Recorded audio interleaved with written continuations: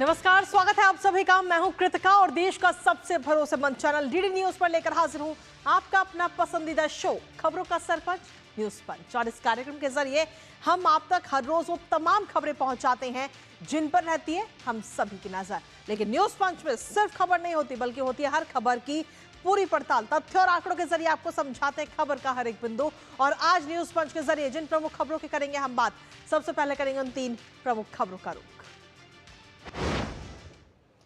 तो आज सबसे पहली और प्रमुख खबर रक्षा मंत्री राजनाथ सिंह से जुड़ी। जी हां, एक कार्यक्रम में शामिल होते हुए रक्षा मंत्री राजनाथ सिंह ने कहा कि स्वदेशी हथियारों की डिमांड बढ़ी है। कई देशों की जीडीपी से भारत का रक्षा बजट जो वो बढ़ा हुआ है, ये बात उनकी तरफ से कही गई। और क्या कुछ रक्षा मंत्री राजनाथ सिंह ने कहा है अपने इस कार्यक्रम के संबोधित करते हुए बताएंगे विस्तार से आपको। इसी के साथ जो दूसरी प्रमुख खबर वो है बिहार से जुड़ी हुई, जहां वोटर लिस्ट रिवीजन पर अब इस वक्त कानूनी जंग देखने को मिल रही है। जी हां, अब सुप्रीम कोर्ट में इस पूरे मामले को लेकर अहम सुनवाई होनी है। 10 जुलाई को यह अहम सुनवाई होगी। हालांकि इससे पहले अगर हम देखें तो लगातार विपक्ष की तरफ से तमाम तरह के आरोप और भ्रामक अफवाहें भी फैलाई गई। बताएंगे इस खबर के बारे में भी विस्तार से आपको। लेकिन इसके साथ ही जो तीसरी प्रमुख खबर उसका भी कर लेते हैं रुख। तो तीसरी प्रमुख खबर अंतर्राष्ट्रीय जगत से जुड़ी, जहां मस्क की नई पार्टी पर आखिर ट्रंप हंसते हुए नजर आए हैं। लेकिन क्यों हंसे ये आपको विस्तार से बताएंगे। और कहा है कि पटरी से उतर चुके हैं मस्क, ये बात डोनाल्ड ट्रंप ने कही है। और क्या कुछ कहा है, क्योंकि एक समय में दोनों काफी जिगरी दोस्त हुआ करते थे, लेकिन धीरे धीरे ये दूरियां ऐसी बढ़ी कि अब एक दूसरे पर तंज कसते हैं। आइए ताजा अपडेट आप तक पहुंचाएंगे इस खबर से जुड़ा हुआ। और इसी के साथ करते हैं न्यूज पंच की शुरुआत। रक्षा मंत्री राजनाथ सिंह ने आज नई दिल्ली में नियंत्रक सम्मेलन 2025 का उद्घाटन किया। और इस अवसर पर रक्षा मंत्री राजनाथ सिंह ने कार्यक्रम को संबोधित करते हुए कहा कि रक्षा क्षेत्र में अब अपार संभावनाएं हैं।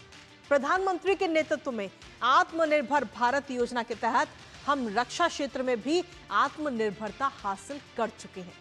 इसके साथ ही रक्षा मंत्री राजनाथ सिंह ने यह भी कहा कि आज रक्षा क्षेत्र में जो परिवर्तनकारी बदलाव हो रहे हैं वो पहले ऐसे नहीं थे। आज के बदलाव गतिशील और अनिश्चित हैं। दरअसल पिछले कुछ सालों की अगर हम बात करें तो भारत रक्षा क्षेत्र में आत्मनिर्भर लगातार हो रहा है। लेकिन ये कैसे आत्मनिर्भरता बढ़ रही है, करेंगे चर्चा अपने संवाददाता से। लेकिन उससे पहले आपको दिखाते हैं रक्षा मंत्री ने और क्या कुछ कहा है इस कार्यक्रम को संबोधित करते हुए। आज के दौर में जब रीअर्मामेंट और इससे रिलेटेड इन्वेस्टमेंट में तेजी से वृद्धि हो रही है, तब हमें डिफेंस इकोनॉमिक्स पर विशेष ध्यान देने की जरूरत है। आज यूएसए और यूरोपियन नेशन सहित लगभग सभी बड़े देश अपने डिफेंस एक्सपेंडिचर को यह तेजी से बढ़ा रहे हैं। अब डिफेंस सेक्टर मात्र नेसेसरी एक्सपेंडिचर नहीं रह गया है, बल्कि यह इकोनॉमिक इन्वेस्टमेंट की तरह देखा जा रहा है, जिसका इकोनॉमी पर मल्टीप्लायर इफेक्ट हो रहा है। साथियों, आज डिफेंस सेक्टर न सिर्फ खुद वृद्धि कर रहा है, बल्कि दूसरे सेक्टर्स की वृद्धि में भी अपना कंट्रीब्यूशन दे रहा है। तो इस वक्त रक्षा मंत्री राजनाथ सिंह ने जो कुछ कहा है वो हमने आपको सुनाया है। दरअसल एक कार्यक्रम में शामिल होते हुए उन्होंने ये तमाम बातें कही और कहा कि डिफेंस सेक्टर में भारत इस वक्त आत्मनिर्भर लगातार बनता जा रहा है। आइए एक नजर डाल लेते हैं और क्या कुछ रक्षा मंत्री राजनाथ सिंह की तरफ से इस कार्यक्रम को संबोधित करते हुए कहा गया है। इस दौरान आपको बता दें कि रक्षा मंत्री राजनाथ सिंह ने नियंत्रक सम्मेलन को संबोधित उन्होंने किया। नियंत्रक सम्मेलन 2025 का ये सम्मेलन, जिसको संबोधित करते हुए उन्होंने कहा कि भारत का रक्षा बजट जो है वो कई देशों की जीडीपी से भी बढ़ा हुआ है। स्वदेशी हथियारों की जो डिमांड है वो भी बढ़ी है। रक्षा क्षेत्र में जनता की कमाई का बड़ा हिस्सा है। सीधे तौर पर यह बात रक्षा मंत्री राजनाथ सिंह की तरफ से कही गई। इसके साथ ही उन्होंने कहा कि सही समय, सही दिशा और सही नियोजन पर जोर दिया गया है सरकार की तरफ से। ऑपरेशन सिंदूर के बाद स्वदेशी हथियारों की जो डिमांड है वो बढ़ी है, क्योंकि हमने देखा है कि ऑपरेशन सिंदूर में जो हथियारों का इस्तेमाल हुआ है वो स्वदेशी हथियार थे, जिसके बाद में डिमांड काफी और ज्यादा बढ़ गई है। इसके साथ ही पहली बार जेम पोर्टल से पूंजीगत रक्षा खरीद को भी मंजूरी दी गई है। रक्षा लेखा विभाग भी तकनीक से सुसज्जित अब बन चुका है। तो किस तरीके से तकनीक का इस्तेमाल इस वक्त किया जा रहा है वो रक्षा मंत्री की तरफ से बताया गया। साथ ही उन्होंने कहा कि जवानों की सैलरी से लेकर डाटा मैनेजमेंट तक डिजिटल सुधार हुआ, यानी कि सब चीजें जो है वो अब डिजिटल तौर पर उपलब्ध है। भारत की रक्षा ताकत को उम्मीद से अब दुनिया देख रही है, पूरी दुनिया की नजर है इस वक्त। हमारे साथ हमारी सहयोगी नंदिता इस वक्त जुड़ रही है, सीधा उन्हीं का रुख करते हैं।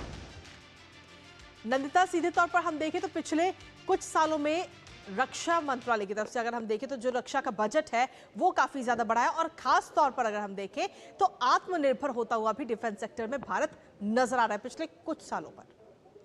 आपने बिल्कुल सही कहा, बिल्कुल ठीक कहा कृतिका, क्योंकि प्रधानमंत्री मोदी ने जैसे ही 2014 में वो प्रधानमंत्री बने थे, उन्होंने अपना विजन स्टेटमेंट बहुत क्लियरली डिफाइन किया था, जिसमें मेक इन इंडिया एक बहुत बड़ा हिस्सा था भारत को सुपर पावर बनाने का 2047 तक।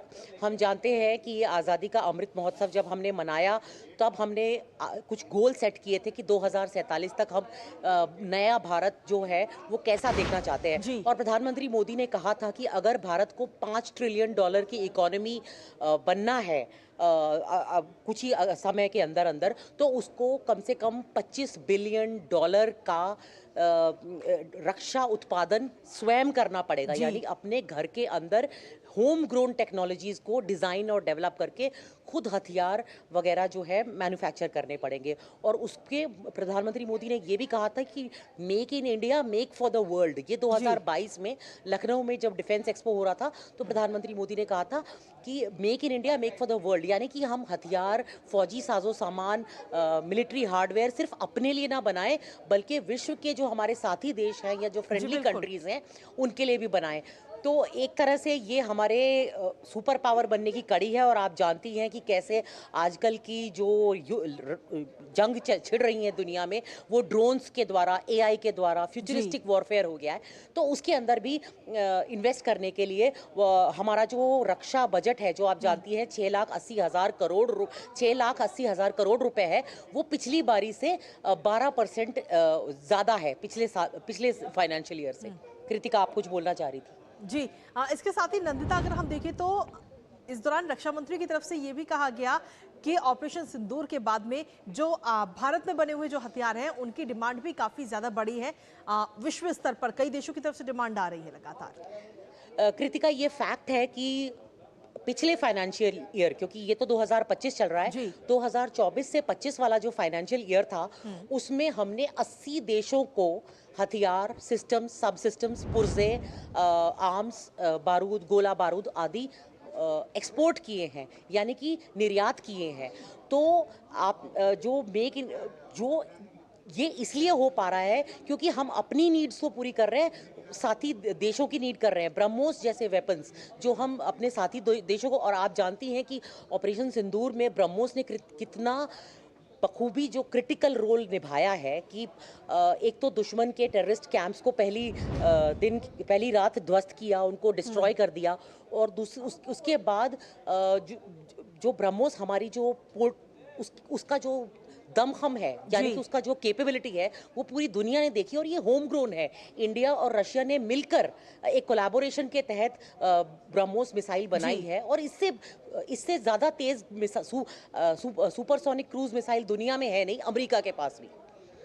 चलिए, बहुत बहुत शुक्रिया नंदिता तमाम जानकारी और अपडेट्स हमारे साथ साझा करने के लिए, इस खबर से जुड़ी हुई। और इसी के साथ चलिए अब अगली महत्वपूर्ण खबर का रुख कर लेते हैं। बिहार में आगामी विधानसभा चुनावों से पहले वोटर लिस्ट के विशेष गहन पुनरीक्षण के खिलाफ मामला अब सुप्रीम कोर्ट तक पहुंच चुका है। मनोज झा और महुआ मोइत्रा ने इसके खिलाफ याचिका लगाई है, जिसमें यह कहा गया कि यह प्रक्रिया वोट देने के अधिकार के खिलाफ है। अब इस मामले पर सुप्रीम कोर्ट आने वाली गुरुवार को यानी कि 10 जुलाई को सुनवाई करेगा, लेकिन फिलहाल इस प्रक्रिया पर अंतरिम रोक लगाने से सुप्रीम कोर्ट ने साफ तौर पर इनकार कर दिया। दरअसल पिछले कई दिनों से बिहार की राजनीति में यह मुद्दा सबसे ज्यादा गरमाया हुआ है। अलग अलग बयान दिए जा रहे हैं। करेंगे इस पूरे मामले को लेकर चर्चा अपने संवाददाता से, लेकिन उससे पहले आपको दिखाते हैं वोटर लिस्ट के रिवीजन पर सुप्रीम सुनवाई। तो वोटर लिस्ट के रिवीजन पर यह सुप्रीम सुनवाई हुई, और इस दौरान अब आपको बता दें कि 10 तारीख को ये सुप्रीम सुनवाई होनी है। इस दौरान जो वकील थे वहां पर सिब्बल, सिंघवी और अन्य वकीलों ने जल्द सुनवाई की मांग की है। सीधे तौर पर इस मामले को लेकर के बिहार में जो वोटर लिस्ट का पूरा मामला चल रहा है उसको लेकर जल्द से जल्द सुनवाई हो। इसके साथ ही दायर याचिकाओं पर 10 जुलाई को सुप्रीम कोर्ट अपनी अहम सुनवाई करेगा। अंतिम रोक लगाने से फिलहाल सुप्रीम कोर्ट ने आज साफ तौर पर इनकार कर दिया है कि इस पर अभी फिलहाल किसी भी प्रकार की कोई अंतरिम रोक नहीं लगेगी।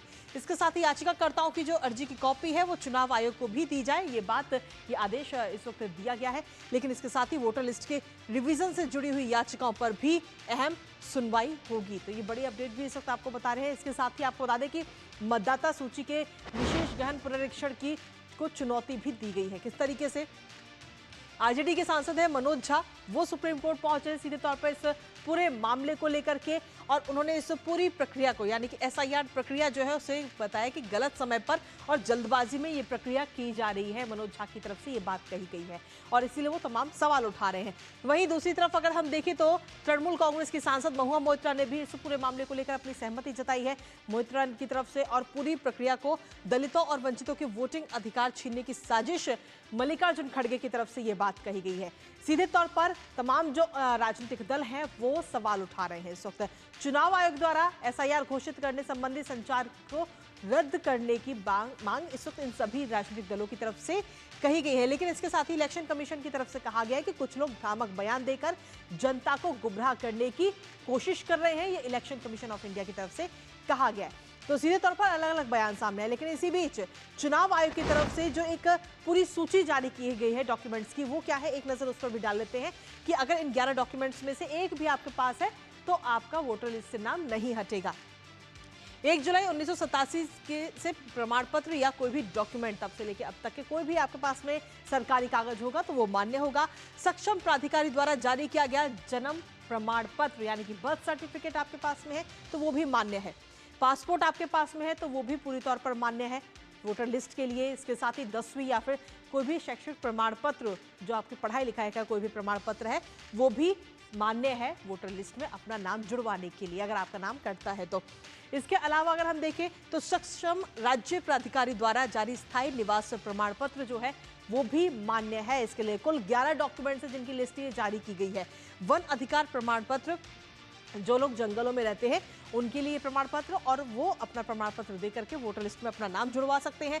सक्षम प्राधिकारी द्वारा जारी कोई भी जाति प्रमाण पत्र, एससी, एसटी, ओबीसी, आप किसी भी जाति का अगर आपके पास प्रमाण पत्र है तो भी आप अपनी वोटर लिस्ट में अपना नाम जुड़वा सकते हैं। स्थानीय अधिकारियों की ओर से तैयार किया गया परिवार रजिस्टर, उसके जरिए भी आप नाम ऐड ऑन करा सकते हैं। नेशनल रजिस्टर ऑफ सिटीजन यानी कि एनआरसी, जो कि हालांकि अभी अगर हम देखें तो सिर्फ असम में लागू है, बिहार में लागू नहीं है। भूमि या घर आवंटन पर जारी किया गया प्रमाण पत्र, अगर ये प्रमाण पत्र भी आपके पास में है तो भी वोटर लिस्ट से आपका नाम नहीं काटा जा सकता। तो सीधे तौर पर ये अपडेशन इसको किया गया है। लेकिन आखिर ये अपडेशन जरूरी क्यों है वो आपको बताते हैं। आखिर ये अपडेशन क्यों है? क्योंकि तेजी से शहरीकरण हो रहा है, लगातार पलायन हो रहा है, युवा नागरिकों के मतदान के लिए पात्र होने और साथ ही मौतों की सूचना ना देने और विदेशी अवैध प्रवासियों के नाम शामिल होने के कारण ये अपडेशन इस वक्त बेहद जरूरी है। आयोग की चुनाव आयोग की तरफ से सीधे तौर पर उद्देश्य ये है कि इस प्रक्रिया के जरिए त्रुटि रहित और साथ ही विश्वसनीय मतदाता सूची तैयार की जा सके, जिससे चुनाव प्रक्रिया की निष्पक्षता और पारदर्शिता बनी रहे। तो कुल मिलाकर ये मोटिव है जिसके लिए ये अपडेशन इस वक्त बहुत जरूरी है। और इसी के साथ आपको बता दें कि जो जरूरी तारीखें हैं एक नजर उस पर भी डाल लेते हैं। इस पूरी प्रक्रिया से जुड़ी हुई गणना फॉर्म भरने की जो तारीख है वो 25 जून से 26 जुलाई तक है, यानी कि अगर आपको अपना फॉर्म भरना है, जो आप बिहार में रहते हैं तो आप 26 जुलाई से पहले अपना फॉर्म भर दीजिए। ऑनलाइन भी ये सुविधा है, ऑनलाइन भी आप भर सकते हैं। मतदाता सूची का जो ड्राफ्ट प्रकाशन है वो 1 अगस्त 2025 को होगा।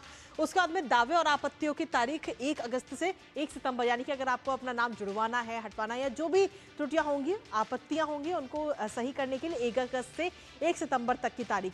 और अंतिम मतदाता सूची जो है वो 30 सितंबर 2025 को प्रकाशित की जाएगी। तो ये महत्वपूर्ण तारीखें हैं।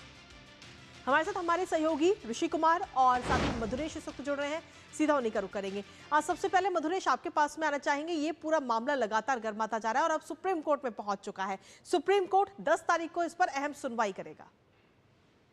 हाँ बिल्कुल, देखिए 10 तारीख को सुप्रीम कोर्ट में सुनवाई होनी है, लेकिन विपक्ष इतना अधैर्य हो चुका है कि 9 तारीख को बिहार में चक्का जाम करने की घोषणा कर दी है। और इस चक्का जाम में जो महागठबंधन के पार्टियां हैं वो हिस्सा ले रही हैं। इसके अलावा कांग्रेस नेता राहुल गांधी भी पटना पहुंच रहे हैं 9 तारीख को इस जो जाम है उसको सफल बनाने के लिए।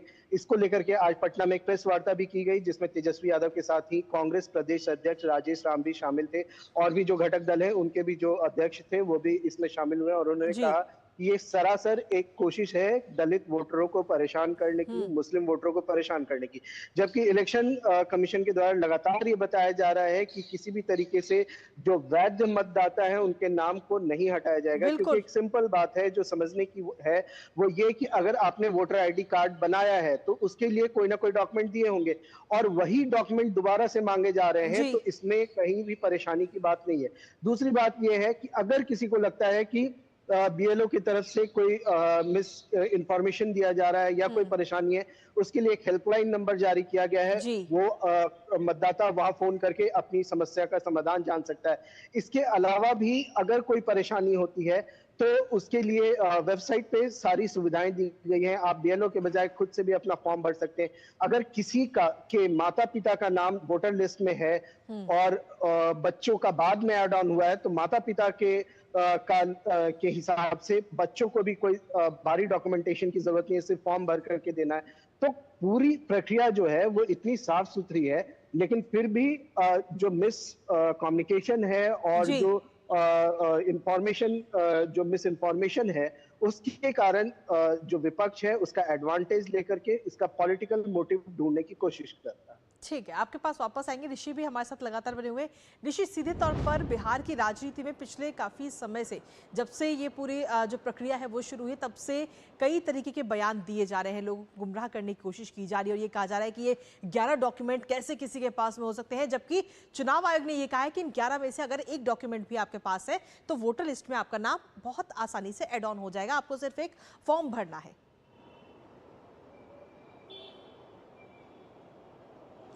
देखिए, बिल्कुल जैसे कि आपने 11 डॉक्यूमेंट का जिक्र किया, अब तो आयोग ये कह रहा है कि गणना फॉर्म को आप फिलहाल जमा कर सकते हैं और ये किसी भी तरीके का कोई भी प्रमाण जो है, क्योंकि देखिए चुनाव आयोग की तरफ से जब भी किसी को मतदाता सूची में शामिल किया जाता है तो उसके लिए 2 चीजें बहुत जरूरी होती हैं। पहली बात तो ये कि वो 18 वर्ष का पूरा हो चुका है, बिल्कुल। दूसरी बात वो वहाँ का निवासी है जी, और इन दोनों बातों को आपको हर हालत में प्रूव करना होता है, बताना होता है। ये कोई नई बात नहीं है, ये पहले से ही एक तय प्रक्रिया का है। जो आरपी एक्ट है, प्रतिनिधि कानून के तहत, जनप्रतिनिधि कानून के तहत ये चुनाव आयोग का अधिकार है कि वो इन्हीं आधार पर किसी को मतदाता सूची में शामिल कर सकता है, अन्यथा तो आप कोई भी व्यक्ति कहीं भी शामिल हो जाएगा। तो इस तरीके से जैसे इस सूची का लेकर जो अब तक सबसे ज़्यादा जो बात कही जा रही है कि ये जल्दबाजी में जैसे की जा रही है या इसको लेकर समय कम रखा गया है, लेकिन ये आयोग की जिम्मेदारी है। और जब आयोग इस मामले में सक्षम है और वो कह रहा है कि हम इसके लिए पर्याप्त, हमारे पास सुविधाएं हैं और पर्याप्त मशीनरी के आधार पर हम कर रहे हैं और जो तय प्रक्रिया है उसी के अनुसार हो रहा है। अब देखिए, जहां तक चुनावों के दौरान अब तक बात होती थी कि ईवीएम में गड़बड़ी की शिकायतें लोग करते थे, अब मतदाता सूची में गड़बड़ी की शिकायत हो रही है। आयोग जब इस चीज़ को पहले से ही सुनिश्चित करना चाहता है कि हम स्पेशल इंटेंसिव रिवीजन के माध्यम से इस सूची को एक सेक्रेड, मतदाता सूची के बारे में कहा जाता है कि ये पवित्र होती है, सेक्रेड लिस्ट मानी जाती है, यानी कि ये बनाई गई है, ये पूरी तरीके से दस्तावेज पर आधारित होती है और सत्य पर आधारित होती है। क्योंकि कोई भी ऐसा व्यक्ति अगर 18 वर्ष का नहीं है, अगर वो मतदाता सूची में शामिल है तो एक तरीके से ये गलत है और ये लोकतंत्र के खिलाफ है, बिल्कुल। और अगर कोई यहाँ का निवासी नहीं है और वो मतदाता सूची में शामिल है तो ये गलत है, ये लोकतंत्र के खिलाफ है। और इस चीज को अगर सुनिश्चित करना है तो इसके लिए कोई ना कोई तो प्रक्रिया अपनानी होगी, बिल्कुल। और उसी प्रक्रिया को अपनाने का प्रयास किया जा रहा है और उसी को लेकर चुनावी यहाँ पर नफा नुकसान मुद्दे बनाने की कोशिश हो रही है। जी जी, इसी के साथ अगर मधुरेश हम देखें तो सीधे तौर पर ये जरूर नजर आता है कि कोई ना कोई एक मुद्दा होना चाहिए विपक्ष के पास में भुनाने के लिए, और वही एक मुद्दा अब इस वक्त मिल चुका है। वोटर लिस्ट में जब जो गड़बड़ियां हैं उन्हें ठीक किया जा रहा है, तो अब इसी मुद्दे को भुनाने की कोशिश की जा रही है और अब सुप्रीम कोर्ट का भी दरवाजा खटखटाया गया। हाँ बिल्कुल, निश्चित रूप से ये पूरी तरीके से एक जो संवैधानिक प्रक्रिया है चुनाव आयोग की, वो की जा रही थी और इसको विपक्ष ने एक राजनीतिक मुद्दा बना दिया है। जी बिल्कुल। और इसी मुद्दे को लेकर के वो चुनाव में वो उतरने की तैयारी भी कर रहे हैं कि इतने लोगों का नाम छाट दिया गया या जो कुछ भी है, लेकिन मूल बात यह है कि बिहार के बहुत सारे लोग ऐसे हैं जो दिल्ली, बॉम्बे या अन्य शहरों में रहते हैं, उनका वोटर आईडी बिहार का भी है और हो सकता है कि दिल्ली का भी हो, बॉम्बे का भी हो। सिर्फ ऐसे लोगों की पहचान की जा रही है जिनके वोटर आईडी एक से ज्यादा जगहों पर है, और वो एक और मतलब जो रूल है उसके अकॉर्डिंग आप एक ही वोटर आईडी भी रख सकते हैं। तो ऐसे लोगों की सिर्फ पहचान की जा रही है ताकि उन लोगों को अलग किया जा सके और वोटर लिस्ट को बिल्कुल क्लीन बनाया जा सके, ताकि कल के डेट में विपक्ष जो है वो वोटर लिस्ट पर एटलीस्ट कोई सवाल ना उठा सके, जैसा कि बाकी जगहों पे चुनाव हुआ तो उठाया गया। जी मधुरेश, आपके पास आएंगे, लेकिन ऋषि एक छोटा सा सवाल और आपसे लेना चाहेंगे, क्योंकि इससे पहले अगर हम देखें तो जब दिल्ली में विधान चुनाव हुए थे तो उस दौरान भी वोटर लिस्ट में कई सारी गड़बड़ियां नजर आई थी। एक ही मकान पे 40-40 लोगों के नाम सामने आए थे और कहीं ना कहीं उसके बाद में ये जो स्टेप उठाया गया चुनाव आयोग की तरफ से, ये बहुत ज्यादा जरूरी था। देखिए, ये आज कोई पहली बार नहीं है कि मतदाता सूची में रिवीजन हो रहा है। एडिशन और डिलीशन यानी कि नाम जोड़ने और हटाने की प्रक्रिया आज से नहीं, जब से हमारे देश में लोकतंत्र लागू हुआ है तब से ये प्रक्रिया चल रही है। क्योंकि हम जानते हैं बहुत सारे लोगों मतदाता सूची में ऐसे होते हैं जिनकी मृत्यु हो चुकी है, बिल्कुल, तो उनका नाम हटाया जाना बहुत जरूरी है। बहुत सारे ऐसे लोग हैं जो उस पते पर रहते ही नहीं है, लेकिन उनका नाम चला आ रहा है, वो कहीं और रहते हैं। तो ऐसे किसी भी प्रोसेस को, अब जैसे आपने कहा कि एक ही जगह पर 40 लोग, तो इसमें बहुत सारे ऐसे भी थे कि लोग गड़बड़ी करने के इरादे से भी कई बार फर्जी नामों को शामिल कराया जाता था और उनको एक व्यक्ति का नाम कई जगह पर शामिल कराया जाता था।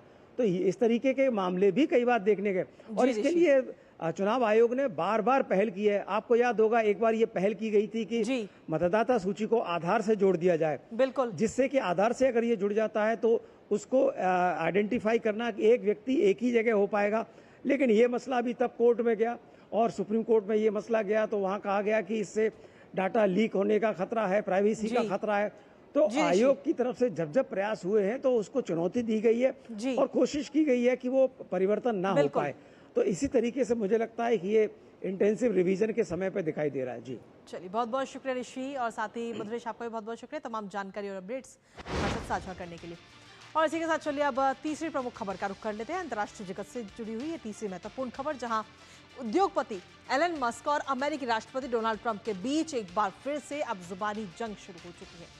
मस्क ने ट्रंप के बिग ब्यूटीफुल बिल की आलोचना तेज कर दी है, तो जिस पर अमेरिकी राष्ट्रपति ने पलटवार करते हुए आरोप लगाया कि वो इसलिए परेशान है क्योंकि बिल में इलेक्ट्रिक वाहन खरीद पर मिलने वाले टैक्स बेनिफिट को समाप्त कर दिया गया।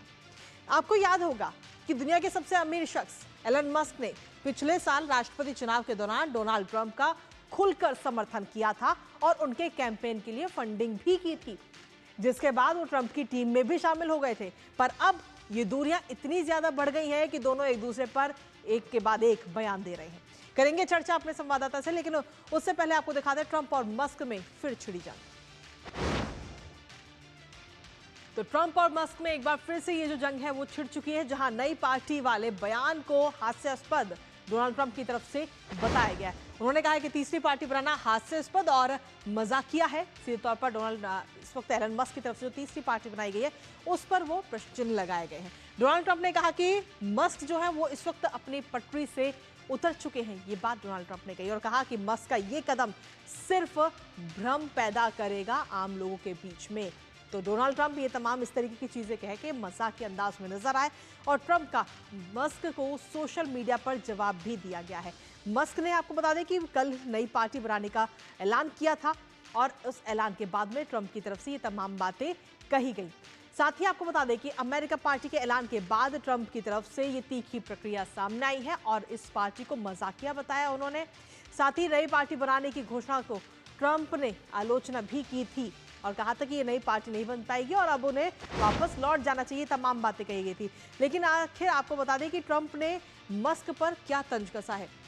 उन्होंने लिखा कि ये देखकर बहुत दुखी हैं कि पिछले 5 हफ्ते में एलन मस्क पूरी तरह से पटरी से उतर गए हैं और उनकी हालत बहुत खराब हो गई है। ये बात उनकी तरफ से कही गई। आइए एक बार आपको सुनाते हैं कि डोनाल्ड ट्रंप ने और क्या कुछ कहा है। I think it's ridiculous to start a third party. We have a tremendous success with the Republican Party. The Democrats have lost their way, but it's always been a two-party system. And I think starting a third party just adds to confusion. It really seems to have been developed for two parties. Third parties have never worked. So he can have fun with it, but I think it's ridiculous. तो ये जो तीसरी party की बात कही है उसको लेकर आलोचना करते हुए नजर आए, लेकिन इसके साथ ही आपको बता दें कि ट्रंप और मस्क में तनातनी काफी लंबे समय से देखने को मिली है। टैक्स व खर्च योजनाओं की सार्वजनिक आलोचना पर भी मतभेद दोनों के बीच में काफी ज्यादा नजर आए हैं। हालांकि एक समय पर दोनों काफी अच्छे जिगरी दोस्त हुआ करते थे, लेकिन उसके बाद में बीच में दरारें ऐसी पड़ी कि अब बिल्कुल एक दूसरे के अपोजिट नजर आते हैं। बिग ब्यूटीफुल बिल पर मस्क की तरफ से सीधे तौर पर खुला विरोध डोनाल्ड ट्रंप का किया गया। इस बिल का विरोध किया गया और विरोध के बाद में ट्रंप ने एलन मस्क को सिरे से धमकी दे दी थी। टेस्ला स्पेस एक्स की सब्सिडी बंद करने की ये चेतावनी डोनाल्ड ट्रंप की तरफ से दी गई थी। उन्होंने कहा था कि अगर आप नहीं मानते हैं तो हम ये जो सब्सिडी आपको दी जा रही है सरकार की तरफ से उसे बंद कर देंगे। इसके साथ ही देश से निकालने की भी वार्निंग एलन मस्क को दी गई थी डोनाल्ड ट्रंप की तरफ से। साथ ही आपको बता दें कि ओबीबीबी के मस्क के विरोध से तनाव सबसे ज्यादा पैदा हुआ था और ट्रंप ने ओवल ऑफिस में मस्क पर सीधे तौर पर निराशा जताई थी। उस खबर भी हमने आपको बताई। लेकिन इसके साथ ही राष्ट्रपति चुनाव में सबसे ज्यादा मदद करने में एलन मस्क ही नजर आए थे। फंडिंग भी उन्होंने की चुनावी कैंपेन में और खुलकर सामने भी आए। लेकिन कुछ महीनों के बाद ही दोनों दोस्तों के जो रास्ते हैं वो अलग हो गए और अब आज की अगर हम बात करें तो आज एलन मस्क अपनी नई पार्टी बना चुके हैं, जिसकी आलोचना या यूं कहे कि जिसका मजाक डोनाल्ड ट्रंप की तरफ से इस वक्त उड़ाया जा रहा है। हालांकि अमेरिका की राजनीति में और क्या कुछ रंग देखने को मिलेंगे, नजर इस पर लगातार बनी रहेगी। लेकिन इसी के साथ फिलहाल न्यूज पंच मुझे और हमारी पूरी टीम को दीजिए अनुमति। कल सुबह 10:30 बजे फिर होगी आपसे मुलाकात। तब तक के लिए नमस्कार।